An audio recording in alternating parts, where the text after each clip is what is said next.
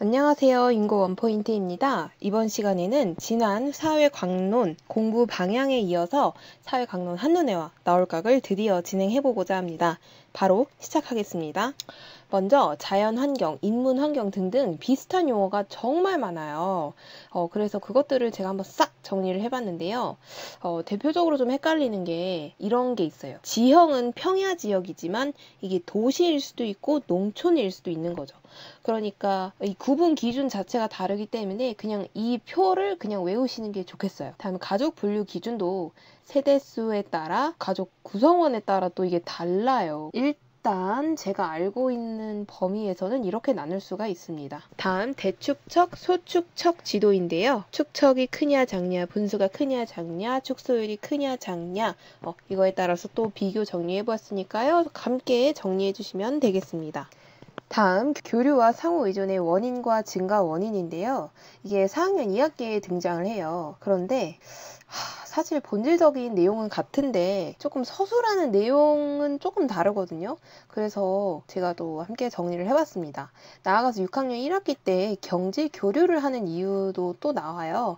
그래서 뭔가 왔다 갔다 하는 건데 그거의 원인과 또 증가 원인 그런 것들이 조금 서술하는 방향이 좀 다르니까 그런 것들 함께 묶어서 정리해 주시면 되겠습니다.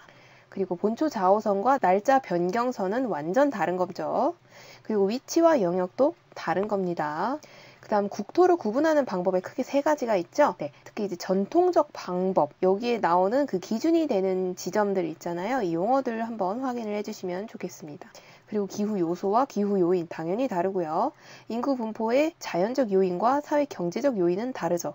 제가 왜 이런 식으로 자꾸 범주를 묶어서 알려드리는지 지난 사회 강론 공부 방향 강의를 보셨다면 완전히 이해할 수 있어요. 그러니까 이 강의 보기 전에 꼭 공부 방향 강의를 보고 오셔야 합니다. 알겠죠? 늦지 않았어요. 지금 뒤로 돌아가서 보고 오세요. 다음 인권과 기본권은 좀 달라요. 인권은 약간 그냥 사람이니까 가지는 권리인데 기본권은 국가가 국민에게 하는 그런 권리라고 할 수가 있겠습니다. 좀 바라보는 관점의 차이가 있다고 생각하면 되는데요. 제가 수능 개념의 법과 정치를 한번 살펴보니까 이게 바라보는 관점에 따라 좀 다르게 있더라고요. 실제로 자연권적인 성격이냐 실정권적인 성격이냐. 근데 이제 솔직히 초등사회 강론에서 이걸 뭐 그렇게 설명을 하진 않으니까 그냥 인권과 기본권이 좀 차이가 있다. 기본권이 좀 더 국가가 국민한테 보장하는 권리다. 이렇게 좀 생각하면 되겠어요. 그러니까 쉽게 말해 우리가 미국에 여행 갔을 때 3개월 미만 단기 체류를 하는 여행객이 미국의 기본권을 보장받을 수는 없는 거잖아요. 그쵸? 국민이 아닌 거니까. 하지만 내가 미국에 가서 인종차별 당하지 않을 권리는 있죠. 왜냐면 나는 사람이기 때문에 당연히 가지는 그건 권리니까요. 다음에 법의 역할, 필요성. 이건 제가 항상 강조하는 부분인데 권리 보호와 질서 유지가 있죠. 상위 범주 잘 기억하세요.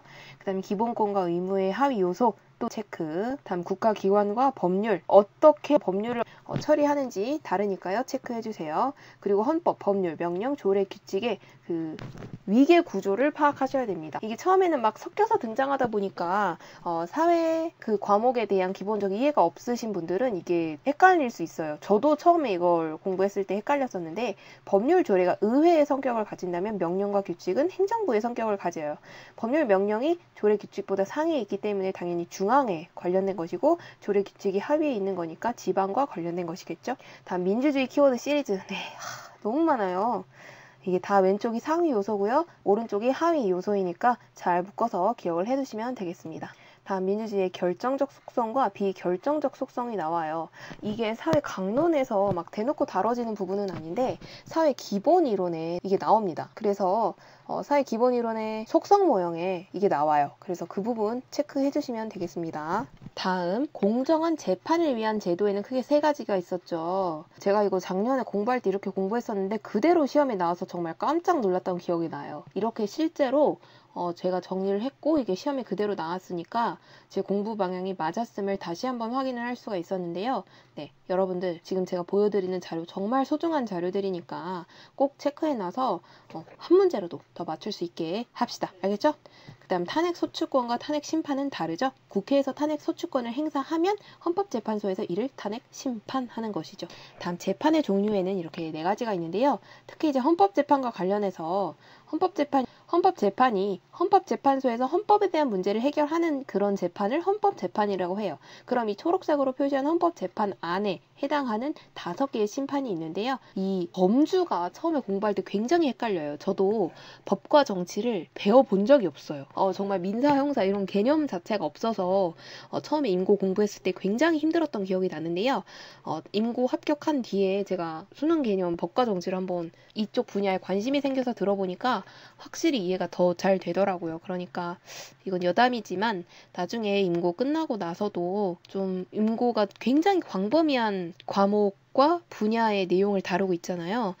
임고 끝나고 분명히 그 중에 하나, 2개 정도는 흥미가 생기실 거예요. 그래서 그 부분에 대해서 좀 더 전문적으로 공부를 해보시는 것도 저는 좋다고 생각합니다. 그 중에 저는 EBS 수능 개념 그거 하나 사가지고 공짜로 잘 배워서 공부했던 기억이 나요. 정말 좋았습니다. 다음에 권한쟁의 심판과 행정재판은 다르죠? 체크해주세요. 그리고 원고, 피고, 피고인 사용하는 용어가 민사와 형사에서 다릅니다. 체크해주세요. 그 다음에 권력 분립을 도대체 왜 하는가? 궁극적인 목적이 뭔가? 삼권 분립 왜 하는가? 바로 국민의 자유와 권리를 지키기 위해서이죠. 그 다음에 정부 산하에 있는 것이 있고 독립적인 기관인 것이 있어요. 물론 공정거래위원회만 정부 산하에 있는 것은 아니에요. 그런데 뭔가 위원회로 끝나는데 어떤 거는 독립적인데 어떤 거는 정부 산하에 있단 말이죠. 그래서 이렇게 나눠본 겁니다. 물론 독립적인 기관은 이 2개 이외에도 훨씬 많을 수 있어요. 하지만 사회강론에 등장하는 위원회로 끝나는 것 중에 구분을 하자면 이렇다는 것입니다. 그리고 경제 키워드 시리즈가 있죠. 왼쪽도 상위 범주이고 오른쪽이 하위 범주입니다. 꼭 체크해주세요. 그 다음에 마지막 GDP와 GNI 다릅니다. 체크해주세요.